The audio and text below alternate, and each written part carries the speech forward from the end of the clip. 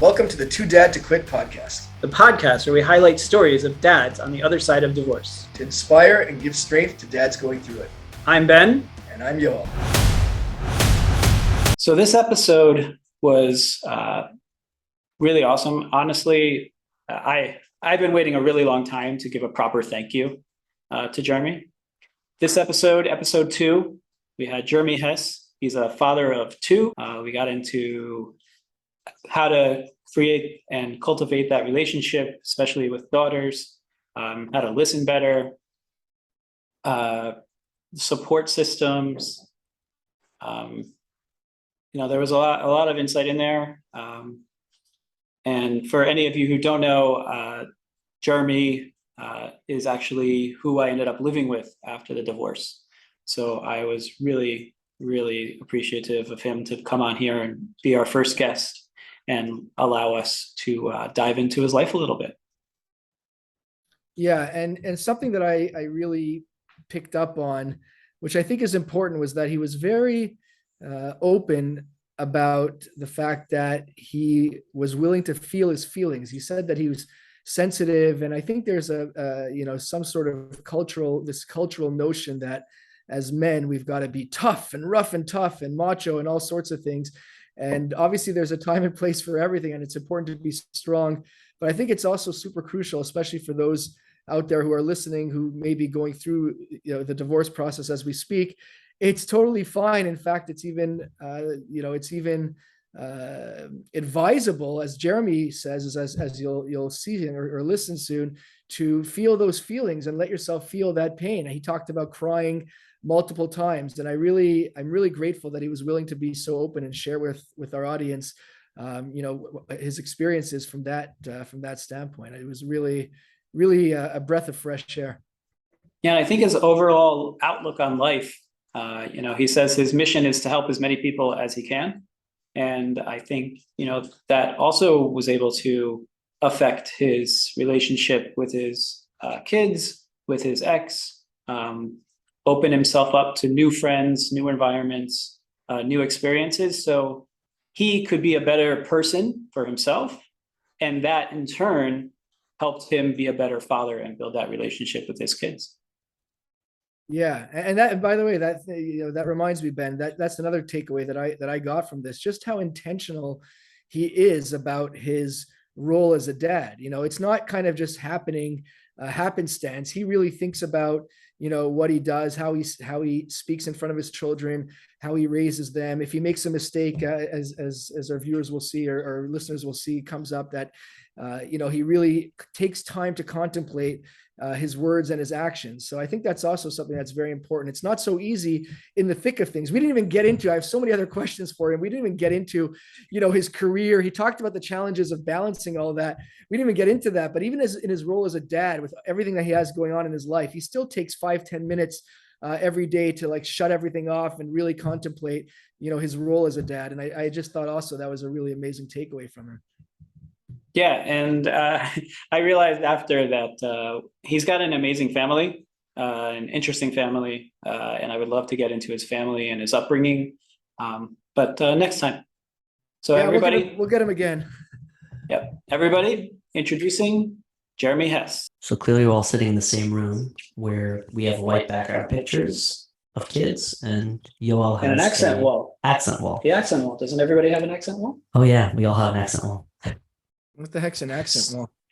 He's sitting in front of an accent wall. Doesn't even know what an accent wall is. An accent wall is a wall with one solid color that's different than all the other walls. One of these walls is not like the other. Isn't that a Sesame Street song? We're so excited to have our first guest. We have Jeremy Hess. He's a proud dad of 2 wonderful princesses, aged 12 and 10. He's been divorced for 4 years. He tries to empower his girls to be strong and independent. Jeremy loves technology, works at a security startup, and feels his calling in life is to help people with anything big or small, if he can. Now, I am super honored to have you here because I can finally publicly thank you for seriously saving my life.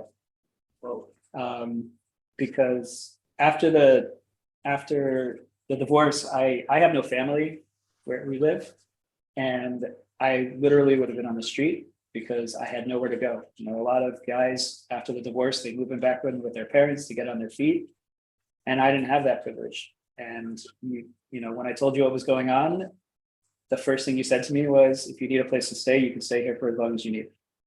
And I was only supposed to move in for, I guess, 3 months, and then Corona happened, and 3 months slowly turned into 7 or 8 months.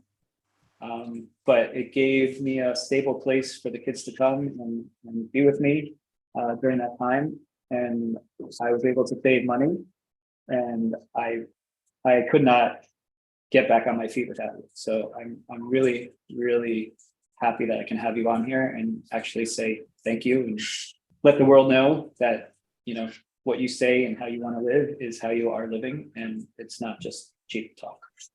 So thank you, buddy. Love it, man. You know, when you came to me, it was a tough time for you, and I recognized it. And I'm just kind of thankful that I was able to be there and, you know, the right place at the right time for you. And like I said in that bio, it's like, you know, if I can help someone, that's what I want to do. Like, beyond, you know, family, of course, and the other obligation, like, one of the most important things to me is being able to be there, especially for friends, but of course for anyone that wants, you know, help at any point in time. And you know, I think it's just kind of the human element, it's what we do for each other. And you know, hopefully there are more people out there that are able to give of themselves and help people that need it. Yeah, and you know, I said on the first podcast that, you know, there's this underground society of divorced people, and literally the day that it happened, somebody took my phone and they said, "All right, you're joining these WhatsApp groups, and you're not alone.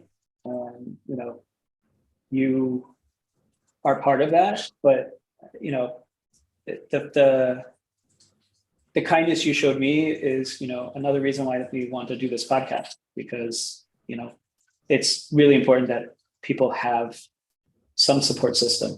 Whether some people don't have family, some people do have family, some people just want friends to talk to that are going through the same kind of thing. And speaking of that, you know, it was 4 years ago, and now you're, what's your title, Chief? I know you started as a marketing guy. It's just chief, just chief. Just chief. I was doing marketing stuff. Now I'm doing more product related stuff in my company. That's, you know, just the way I pay the bills. Right. And I remember when you're trying to decide whether to leave your cushy job or to get into this uncomfortable position that you've never done before, but you really wanted to do. And one of the things we try to do here is to figure, you know, give examples or try to figure out what got you through, you know, that difficult time after the divorce, and always putting one foot ahead. Was there anything like you cleaned on, or you know, some idea or some goal in your head? So I'll say one thing that I do tell to a lot of people that I speak with, fathers that come to me that going through a hard time, you have to go through a process. So the first part of that process is recognizing what happened, why it happened, and feeling the feelings. A lot of men, of course, we know, are not used to that kind of stuff. And, you know, I'm a more sensitive guy in general, but crying is not something that I was used to doing just out of the blue. And I would tell people, like, I'd come home, put the car in the driveway, and for no reason at all, I'm just breaking down and I'm just crying, letting it flow. And what's happening? You know, it's like, wow, hit me. This is a big deal. And the truth is, you're able to, I think, come to a realization that getting divorced is super difficult. It's a break. It really does kind of, break a home, and it's tough.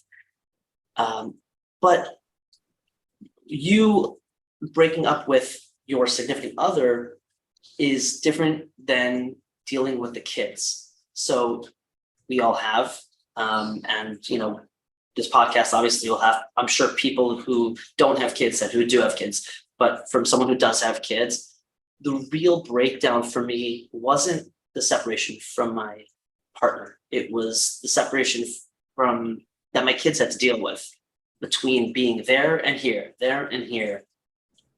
So one of the things that helped me a lot was, like you said, was getting into groups that are people who know who you are, or know what you're going through, have similar stories, and a lot more difficult stories as well.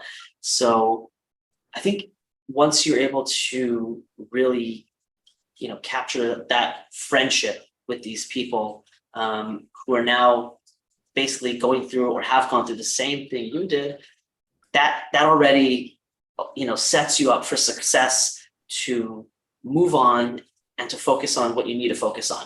So it wasn't like I had a specific goal per se. I mean, I always have ideas and things that I want to do. We've talked about some ideas along the lines of helping people. But that's less important to me than saying, okay, what I need is a base for myself. I need friends. I need to go out. I need to have fun. And that will enable me to help my kids. That will enable me to come back with more energy, and find ways to communicate with them better. We could talk about, I guess, sort of how communication works, things like that. I have 2 daughters, so, fathers with daughters might be a little more difficult, and you have to be more sensitive and understanding. So Is your relationship, has it changed since the divorce with your kids? I would say that it's changed mostly in the interactions on a regular basis. So going back to when I was still married, I would say probably most of the communication was through their mother. And, I was there as sort of like, being the hero dad kind of thing, just like, okay, once in a while, like if she gets upset at them or whatever, they'll come to me and, they need consolation. But now it's more like seeing them through every stage. So I get to, in some ways people might say, fathers might say, man, I hate dealing with this. It's so difficult. You know what? That's fine. It is difficult, but now you get to see the growth of your kids fully. Like it's just you, Right. At least when you have them. And so if you're able to look at that from a perspective of, it's hard to deal with these breakdowns. Their mother usually would deal with it, but now I'm here and I'm the only one. So recognition is important, and looking back afterwards, right? Once you've gone through like an argument, a breakdown, fight, whatever it is, you come back and you're like, okay, I dealt with that pretty well. And now I can go back, look at that for the next time and say, okay, I should change, maybe a little bit, shift. Let me be a little less harsh. Let me find the right places to lift up my child instead of just putting them down and saying, no, do this the way I said and done. Rather, try to work with them where you say, look, I know that it's hard. I know that we're going through a tough period. Let's talk about how, you can move forward, how you can be stronger, and, move on from that. That's another topic of like the right after divorce thing, like how kids take divorce. I don't know if you want to ask that question. No, I was actually gonna ask you that, Jeremy. I mean, first of all, just to give context to our listeners, how old were your daughters at the time that the divorce happened? So now they're 12 and 10, so 8 and 6. The quick story is we were told to sit them down and have it be told to them basically a few days before it happened, like kind of surprise them in a way, in an unfortunate way, but better to give them the news and then quickly make it happen rather than say like, oh, in a month or in 2 months, we're gonna start living in separate houses and you're gonna have to go back and forth, because that gives them too much time to digest it before it happens. So we sat them down basically like a Thursday before the Sunday where we were officially going to be separated. And the 8-year-old, very sensitive, bright child, she broke down right away. Like as soon as we said it, she recognized like this is a shift. This is a total change. The little one, 6 years old, she took it in such stride. We were amazed. We're like, okay, so what do you feel? So you mean I'm gonna have 2 houses and 2 parties and 2 presents for my birthday? Yes. Okay. Can I go watch TV now? Do you think that they, everyone's situation is different. Do you think that they kind of, it's a young age, but saw the writing on the wall, so to speak, like as things were sort of, breaking down in the marriage? And, do you think that they kind of had an idea that something may be up, or they were too young to really understand until you sat down and spoke with them? That's a great question. Thinking back on it, I'd say they recognized that there were issues when, unfortunately, sometimes even as adults, we're supposed to recognize this, that you're not supposed to raise your voices and fight in front of the kids and things like that. We did. And there were times where my oldest would come to us and say, why are you so upset at each other? Why are you screaming at each other? And we just, you push it off and say, it's just adult things. We're talking, we're trying to figure things out. She might have had an inkling of something, but I don't think that at that age, kids recognize that there is such a thing as divorce. So do they have friends that their parents were? So happens to be my oldest has a friend who had parents that divorced probably like 4 years prior. So there was one girl. So she kind of, I think, had an idea of what it might be. Like for me, like TV, it's everywhere. So even though my kids didn't really have any friends and there's none in the family, my oldest, because of TV, was always going, is it now? Is it going to happen? Are you doing something? Is it? And because she also sometimes thinks negatively and worries. So I think having it in the media everywhere is also affecting that. Wow, yeah, that's a bigger question than me, than I can talk to. Media is media. Hollywood is Hollywood. They're going to show the bright sides. They're going to show the unfortunate sides. I think that at the end of the day, no matter what media your child consumes, if you keep them more, if you keep their self esteem up and you work them through just the being a child and knowing how to get through life without being like super disappointed at things and feeling like you can't move on, right? So the more you lift them up, the better they'll take anything, and the less they'll care about what was on TV, for example, and what they saw. I think just recently I saw someone ask Gary Vee this question. Shout out to Gary Vee. Gary What was the Vee. question exactly? A woman asked Gary Vee about how much TV and media kids consume, and said, what am I supposed to do? Like, they're seeing things that just, they're not really right for that age. I'm not going to start preaching about what's good and bad for what age child, but she felt that her kid wasn't getting out of the house, wasn't doing anything, felt she was worried that her kid was going to potentially self-harm, whatever, tough things. And so she said, like, what can I do? And he said, well, what I would do and what I do with my kids is I build up their self-esteem, their self-confidence. When they have the capabilities of making decisions for themselves and saying, I know what I'm looking at, I know what's in front of me, I know it looks crazy or difficult or sad, but I know who I am, I know what I'm capable of, and I'm going to make my own decisions. That's another topic in terms of like kids and TikTok. My kids don't have TikTok. Right, same here. This is an automatic segue, right? You talk media, you get into TikTok right away. I'd like to get back to Gary Vee though. My take on Gary Vee after watching, I'm a huge fan, minus the language. Like I would love for my kids to be able to actually watch Gary Vee because there's a lot of brilliance in there. But I realized a lot of my friends, they didn't have parents that were like supportive.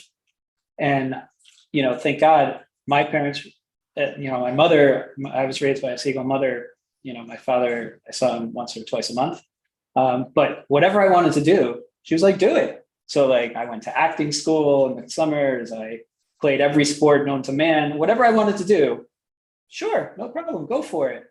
And I don't have that can't do in my brain. It just doesn't exist. My mother used to say, there's no such thing as trying, only doing. And to me, that's how I try to live my life. But Gary Vee, I realized, for all those people that don't have that positive, supportive parent, that is what Gary Vee does. He said, you can do anything. You can start at 40, you can start at 60, it doesn't matter. Whatever you put your mind to, and take all the haters out of it and just surround yourself with positive people. And that's kind of how I live my life. But as I get out and meet more people, and way too many people don't have that in their life, so they have little voices in their head saying, you can't do this, why would you do this, it's never going to work. So that's why Gary Vee, I wish I could have my kids listen to that stuff. But yeah, I try to focus on their strengths and just get those to flourish and build those up. I think sorry, go ahead, Yoel. Sorry, no, go ahead, Jeremy. Go ahead. Yeah. I was going to say, I think one of the cool things that I learned from you, Ben, was, and having you at my place for a while and seeing what you were how you were interacting with your kids, which I love the way you interact with your kids, and I love the way you deal with tantrums, and it's really amazing. In terms of content, I learned that, there are plenty of YouTube channels out there that are very family friendly and really have good lessons to learn.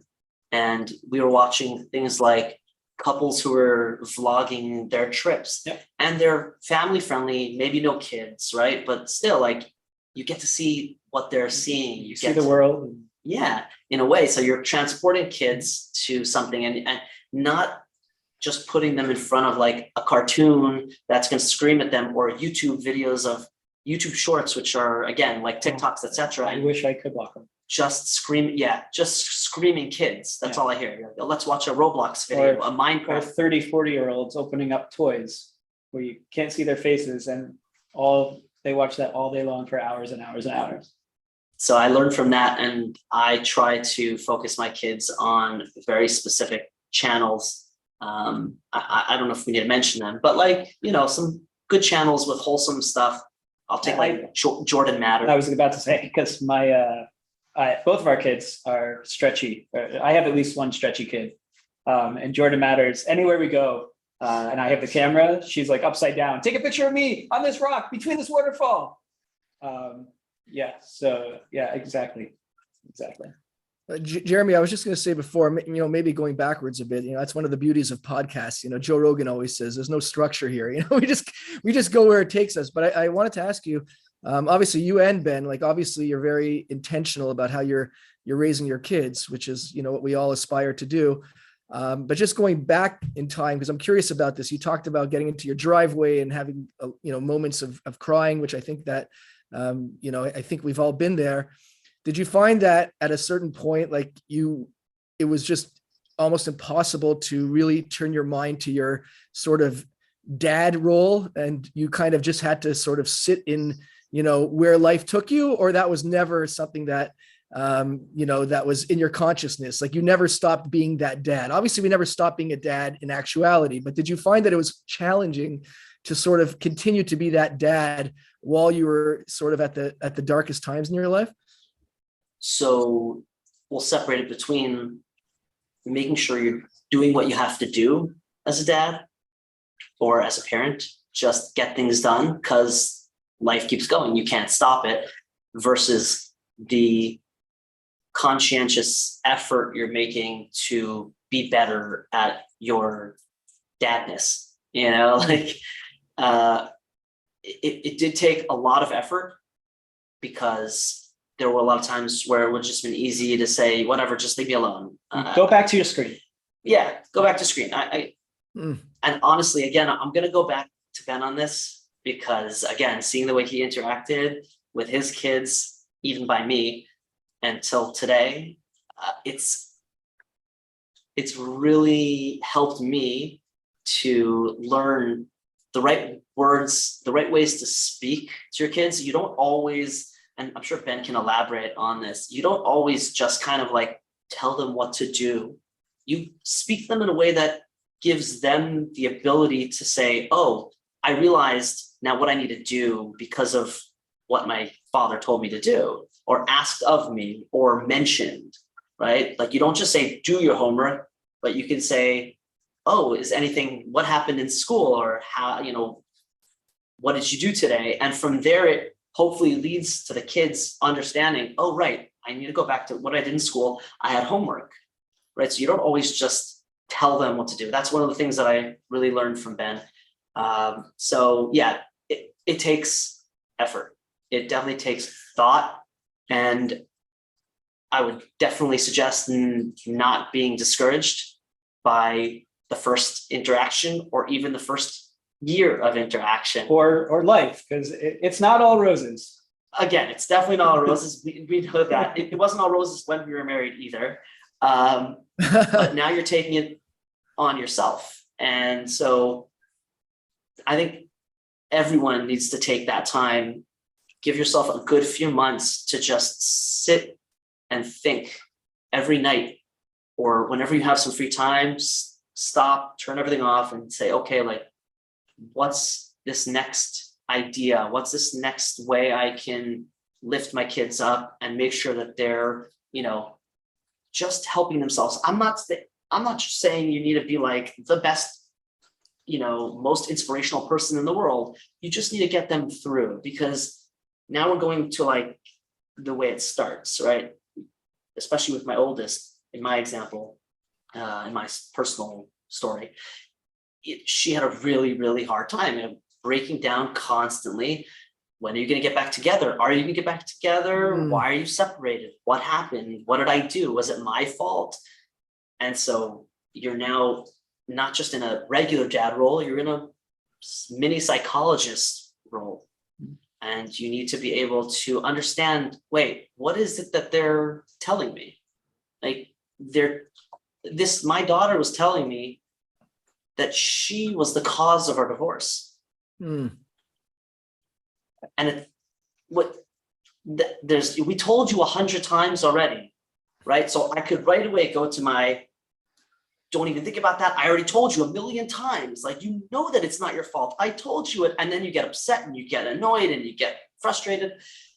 But instead, stop and say, you know what? I'm going to answer the question again, nicely, in a relaxed tone. I'm going to make sure that she just understands again. And I'll tell her 1,000,000 times till today. If she asks, it's very rare. But if there's a question about it, and now my little one kind of is, growing up and sort of mirroring that as she gets older. And it's the same thing. It's never, I told you already, leave me alone. No, we spoke about these changes. You remember that we talked about that, what happened between mommy and daddy, and how we feel and why we're in a better place now. And this isn't something that is about you and your sister. This is something that's about me and your mother. And we dealt with it in the way we felt made the most sense, because when we're happier, you're going to be happier. I know you're not happy in, living with the fact that you have to be sleeping in this bed and that bed, a few times a week here, a few times a week there. But at least from the perspective of living the rest of your life, if your parents are happy, even separated, then you're able to give your children the best experience in life. You're able to help them grow and self-esteem, self-confidence, and all that. So that's where I think the focus should really be when you're probably not the moment got divorced, right? You get divorced, you're gonna be in your feelings, It's you're gonna be in process. your own. Yeah, it's your process. But give yourself during that process time to think about now how I'm also gonna help my kids get through the breakup that they had and that they went through. So yeah, don't get too frustrated with losing it a few times. It happens to all of us. I was Probably more about to than a few ask you that. times. Yeah, I was just about to ask you that. Yeah, like what is your approach in that regard? Because I know for myself, you've talked about this, Jeremy, just about I guess you were kind of alluding. I don't want to put words in your mouth, but like we're not perfect, right? We're not we're doing the best we can, and just trying to be conscious of being the best father we can. But those moments, let's say, where maybe you said something or did something or just couldn't be the person you wanted to be at a certain point in time for your kids, like how do you sort of approach that? Is it kind of just like it happens and move on, or is it how do you try and learn from that? Well, I think that there are always going to be times where we're not going to be able to find the right words or the right way to react to what's happening. I really think that for me, it was about, really coming back to those experiences. Anytime I went through one of those experiences that I had a hard time, dealing with, sit down again, turn off all your ringing and pinging devices and really focus. I've done that multiple times, especially at the beginning. It was like 11 o'clock at night, kids are asleep. My TV and computer and phone are on. And it's just like, wait, stop, off. And I just sat and I said, okay, let me gather more, information about myself. Let me come to understand what I need more to be a better father. And let's think a little bit about what happened today, right? I don't think you need more than 5-10 minutes, 10 minutes of time. We're adults, we know how to think, like we know how to process. So when you're able to process those instances, you're really, I think, able to learn from them quickly and react in a much more understanding way going forward. So there will be times where you're going to be frustrated. You're not going to understand, what am I doing wrong? How do I fix it? And it's always with men, it's always, how do I fix? One of those things that I think need to change. A lot of men need to understand, me as well. It took me time. It's not just about fixing the problem. Especially with daughters. Maybe something that a lot of us didn't understand as husbands. Whatever, not saying anything. But, a lot of times it's just a hug. It's just, rubbing their back for a little bit. Just relax. Let's figure this out. We don't need to even talk. Things a lot of times don't need to be said to sort of be resolved. And if your first instinct is, okay, so let's figure this out, let's do that, no, stop, right. Deep breath. Let's just, I want a word, you use the word imbibe, but that's not the right word. But just, intake that information, stir with it, and be with your child. They all need that, just that individual care. Did you look to therapy books or anything like that during this process? So there was therapy, definitely. Not just for me and the ex, but there was therapy for the kids. You went with the ex after the therapy? This was in that interim period where we were like, it's going to happen, but let's kind of give it a last shot. And then we were able to also discuss sort of what are steps that we could take and plans. Right. So we followed through pretty well, I think, with that plan. I personally like to learn from experiences. So I have friends that I try to invite all the time, and with kids. And as much as we do with kids, I get to see a lot of different perspectives. I think that you can learn a lot from a book, and you can learn a ton from a psychologist or a psychiatrist. Mhm. But since every kid is different, I really like to see parenting styles. Mhm. So one of the things that I do when I go to events with kids, hikes, whatever it is, I'm always paying attention to how a parent talks, communicates, or doesn't with their child. And I learn a lot from those. So that's my experience is more like learn from other people who are going through it in the real world, see what things they're doing that you like, and see what things they're doing you don't like, and adopt whatever you think is good, and don't adopt what you think is not good. And if it evolve. doesn't work, you just don't try that again. Yeah, evolve. And did Do you you have- do, Oh, sorry. Go ahead, Ben. Yeah. go ahead, sir.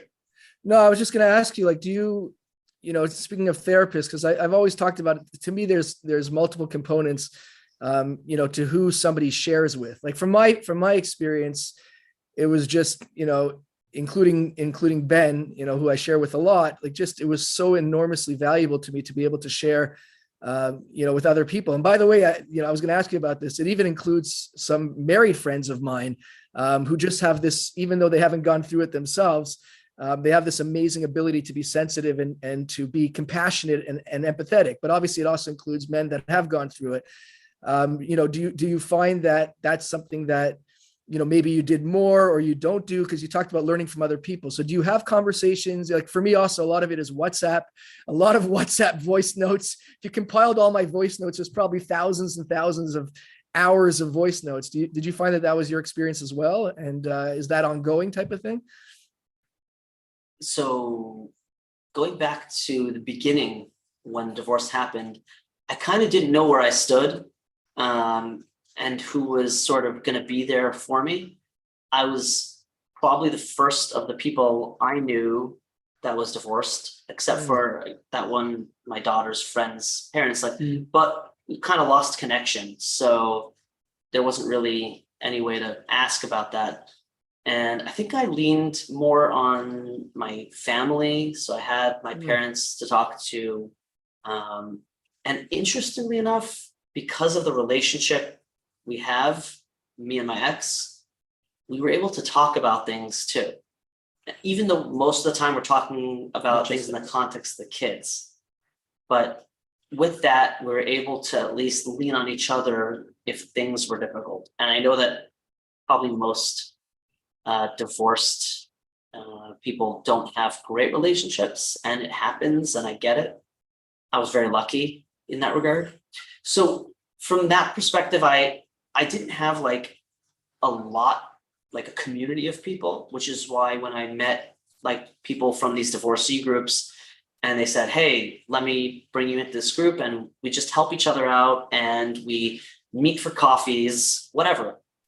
I thought that was fantastic. And that led me to meeting so many friends that I have today. And it's a constant conversation. So like, I'm not sure about everybody else's perspective, but I am always meeting with other divorced friends, whether it's in a serious environment or a fun environment, whatever it is. We're constantly talking about these issues. So you have to have your fun too, but as it's part of our lives. It's such an essential part of our lives that it's just kind of a natural discussion. So I would say at the beginning, I didn't have much to lean on. I didn't have other people to go to, but luckily I was in a place that with my ex, we had such a good relationship that I was able to get through that period, you know, relatively unscathed in a way. And from there, I just met like-minded people, and my married friends understood. We actually, right before we got divorced, we went to like 3 or 4 really close friends, couples, and we told them, so like, this is what's happening. We just want to let you know, and by the way, if you ever have a party or an event, you can invite both of us. We're friends. It's okay. So yeah, it's an again, like most things, it's evolving always. So if you know somebody and you're just getting divorced or you're going through a really rough time, talk to someone who is divorced or who's going through that. Or listen to this podcast. Or listen to this podcast. And 9 out of 10 Good job, Ben. times, no, 10 out of 10 times, I will tell people, no, stop, don't do it. Definitely not yet. You're definitely going to want to hold off because the divorce is messy, it's difficult, it's hurtful.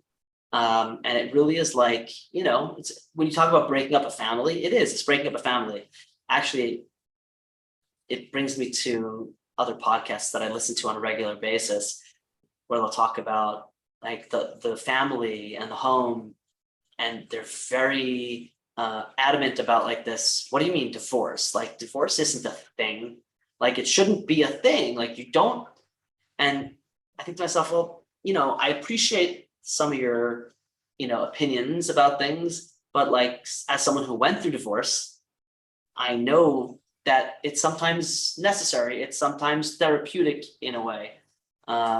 So that was a really interesting thought that I had while I was talking about this. I understand that divorce is not a good thing as a general rule, but everyone has their story. And just one last therapy, you did it in person, or did you use like an online virtual thing like BetterHelp or something? Yeah, so actually the therapy that we did was in person. It was before COVID, pre-pandemic. So yeah, it was all in person. I haven't looked personally for any online therapy. What's great is that through the therapy that my kids are going through, I'm learning a ton. And do you participate? Is it together? Is it separate? It's a combination? It's mostly separate. At the beginning, we do a little bit where like, the first couple sessions, the kid wants to feel, you want to make sure the kid feels, okay about it and up to do it. And so the interaction there is really cool to see. But once they're comfortable with their therapist, yeah, it's just them. And, it's working wonders. There are some, hiccups here and there, but overall, it really gives them, this realization of I know who I am. I know what my situation is. Even if it's difficult, I'm going to get through it. And my parents are both here for me at the end of the day. 2 things: always tell them you're there for them. Always make sure they know, like consistently, even if they didn't ask, or even if they're not sad, whatever it is, I'll sometimes just go to my daughter or both of them at any random times and just give them a kiss on the forehead and just, I love you. I'm here for you. That's it. Random. And I think I forgot the second one, but that's how it always works. So definitely just do those kinds of things. Just be there for them when they need. And did you learn Jeremy, did you learn any new skills that you didn't have when you were married? Regarding the kids or life? Okay, or regarding life, the kids or the house. or the life, yeah. Or like taking care of a house on your own now. Yes. Okay, did I learn to wash dishes? I used to wash dishes. I think I learned a lot about keeping a home overall, really dealing with everything from messes to cooking, cleaning, all that stuff. The other skills I think we spoke a little bit about before, just learning how to keep your temperament with kids and making sure that you're just really being there for them. Those are skills that, again, it wouldn't have been as natural in my marriage. It would have been like, okay, like your mother is going to go and be there for you. And yeah, I'll be there too, but I'll be more like, when you're happy again, you'll come to me and yay. But the skills are really about that, just being the loving father that your kids need. So those are super duper skills. I would say if you can master the skills of, you know, keeping your kids in a place where they're constantly, you know, feel safe. That's like number one. They feel safe. The rest kind of follows, because they'll be a lot more open to even helping out around the house, making sure their room is clean, washing some dishes, appropriate age, of course, whatever it is. And sort of you kind of build your own family without the other parent. So they have two families, but focus on yours, focus on getting them to a place where school is going okay, friends are, you know, in a good place. They have places to go, what to do. They're starting to do some chores, things like that. Once you have that, I think, you know, things really come together.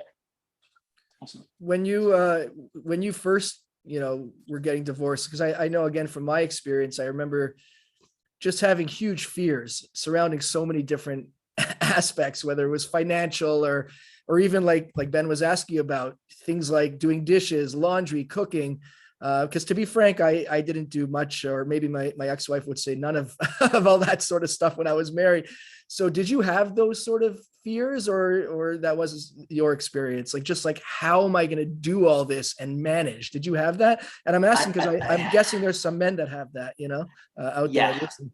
Yeah. Absolutely. Everyone has their own. I Right. think that, you know, everyone should have some fears. They're legitimate. I was more worried about how my kids were going to just keep going on with their lives in a more normal, I guess we'll use that word, a normal way, just keep being a kid. I don't want them to be worried. I don't want them to be upset. I don't want them to be scared. And, you know, also at that time, my job was a little bit iffy. I didn't know where I was gonna go. I didn't know if I was gonna continue. And now that I'm divorced, it's like, wait, I have my kids a few days during the week. So how am I gonna do that? My company, this is before, right? Pre-pandemic. What am I gonna do about work? I can't go to work every day. I need to pick up my kids from school. So again, those are the real fears. I think that there are probably much deeper fears that many men will have when they're going through this situation. Luckily, again, my family was there. My ex was still there to at least be there with me when we were going through these issues. And so I didn't have that deep fear of, like, existentially, what's going to happen? How am I going to go on? I just, you know, I barreled through it, got a little bit of help here and there, whether it's financially or mentally or whatever it is. And, you know, thank God, managed to go pretty unscathed through the whole, you know, the whole story. And just still 4 years later dealing with child trauma. It's a trauma. So that's where I'm at now. And one last question. I think it's getting pretty long here. If there's one advice for any dad going through this and this divorce process, what advice would that be? So, wow, a piece of advice. There's so much to be given because there's so much to experience. Depending on where you are in your process, that the first thing I say in most things is, let's figure out, you know, where we are right now. So I guess we'll take as an example, you got divorced a week ago and you are living alone for a week and you have a few kids. So the initial piece of advice that I would give when you're already in that situation is to make sure that you reach out to who you need to reach out to ground yourself first. So whether that's family or friends, you need to have people surrounding you. If you have the right people surrounding you to care and give you advice and help you in whatever way, that's going to ground you and it's going to put you on the right path to taking care of your children. Number one, right? I mean, at the end of the day, they are everything for us. So Couldn't agree more. focus on, it's weird to say focus on yourself selfishly. It's a selfish thing.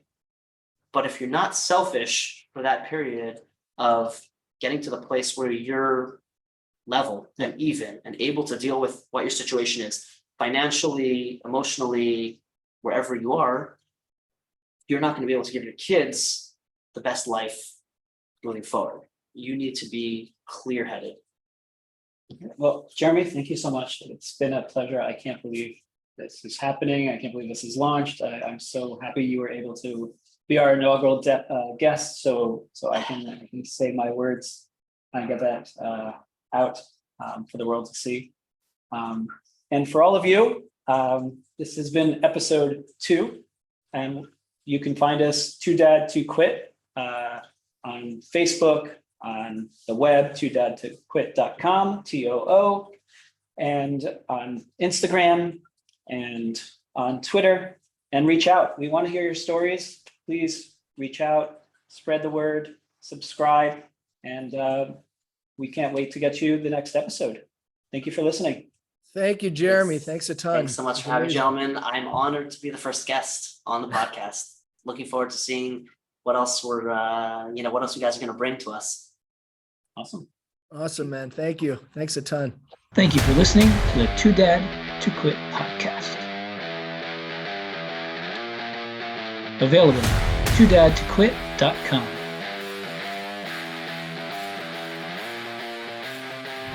Thanks for listening, and don't forget to subscribe so you don't miss the next episode.